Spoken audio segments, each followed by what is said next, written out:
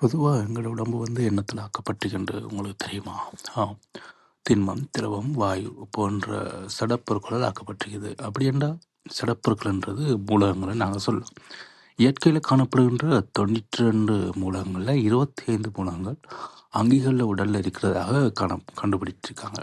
அதுலேயும் பொதுவாக கார்பன், நைதரசன், ஒட்சிசன், நைதரசன் ஆகிய 4 மூலகங்களோட மேலதிகமாக கந்தகம், phosphorus, sodium, potassium, calcium, magnesium, இரும்பு, குளோரின் ஆகிய மூலகங்களும் அங்கிகளின் நிலவுக்கு அத்தியாவசியமாக காணப்படுகின்றான்.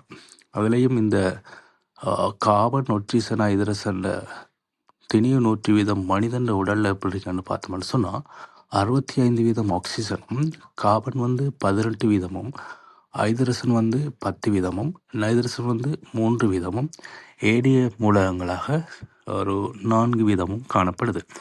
இந்த உயிர் சடப்பொருட்கள் ரசாயன சேர்வுகள்னு நாங்கள் சொல்லுவோம். இது 2 வகையில் பிரிக்கப்படுது. அது எப்படி பிரிக்கப்படுதுன்னா, கார்பன் அடங்கிய சேர்வைகள் சேதன சேர்வைகள் என்றும், கார்பன் அடங்காத சேர்வைகளை அசேதன சேர்வை என்றும் நாங்கள் இதை பிரிக்கிறோம். ஆனாலும் சில சேர்வைகள் கார்பன் இருந்தாலும் அதை அசேதன சேர்வைகளாக நாங்கள் கருதுகிறோம். அங்கே மேலே கூறப்பட்ட மேலதிக மூலகங்களோட கார்பன் இருக்கிற சந்தர்ப்பத்தில். மேலும் சேதன சேர்வைகள் என்று சொல்கிறது பிரதானமாக அதை நாங்கள் உயிரியல் மூலக்கூறுகள்னு சொல்லுவோம். இது கார்போஹைட்ரேட்டு, புரதம், இலிப்பேட்டு, நியூக்ளிக் அமிலம் என்று சொல்லி 4 வகையில் காணப்படுது.